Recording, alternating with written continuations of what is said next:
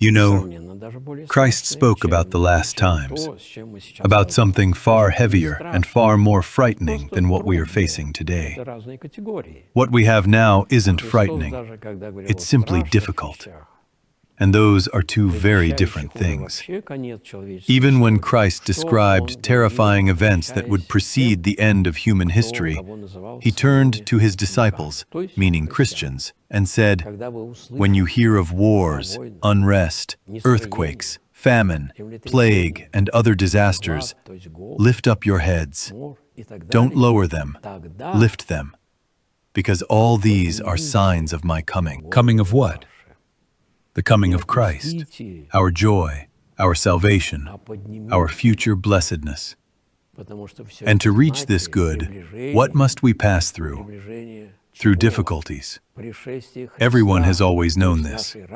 Remember the Roman saying, "Through hardships to the stars." Per aspera ad astra. The whole foundation of Christian life stands on askesis, spiritual struggle.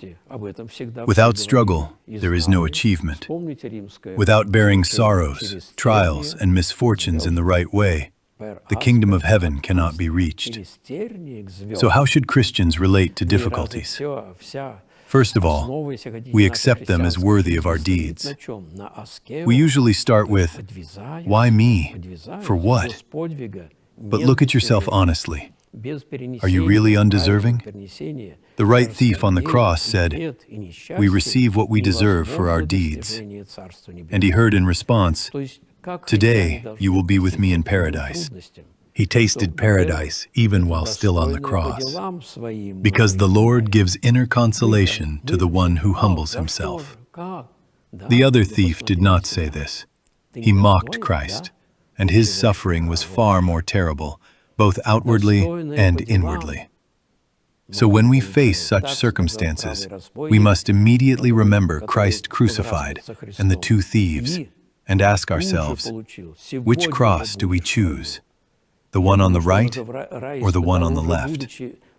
Do we accept what we deserve? Or do we complain, "Why are you punishing us, Lord? We are innocent, and yet you punish us." This is the most terrible state of the soul. When a person does not see in himself sins, passions, and transgressions, and begins to suffer with indignation. Why did this happen to me? For what? God is love, reasonable love, not blind emotion. He acts as a physician, not as an executioner. He gives only those injections, only those medicines, only those operations that are truly necessary for us.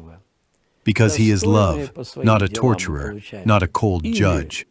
So all sorrows, personal or nationwide, are not accidents. They are treatment. They are medicine. Therefore, Christians, when you hear and see these things, lift up your heads. Lift them. Don't lower them. The Gospel also says, people, those without Christian understanding, will faint from fear of what is coming. Not from the events themselves, but from fear of what might come. What will happen? What will be? Christ says, "Don't think about that. I am near. I am with you now. I am with you always, to the end of the age." And know this, not a single extra drop of suffering will be allowed without the utmost necessity. As a true physician. A true physician does nothing unnecessary when saving a person. This is how we, as Christians, must relate not only to the present situation, which is merely difficult, not yet frightening, but also to what may come later, when it becomes even harder and more complex. We are Christians. We must not only stand firm ourselves, but also show an example to those who are not Christians. And by a good example, we can help others begin to look at these events in a Christian way. That will already be a great good. This is what we are called to.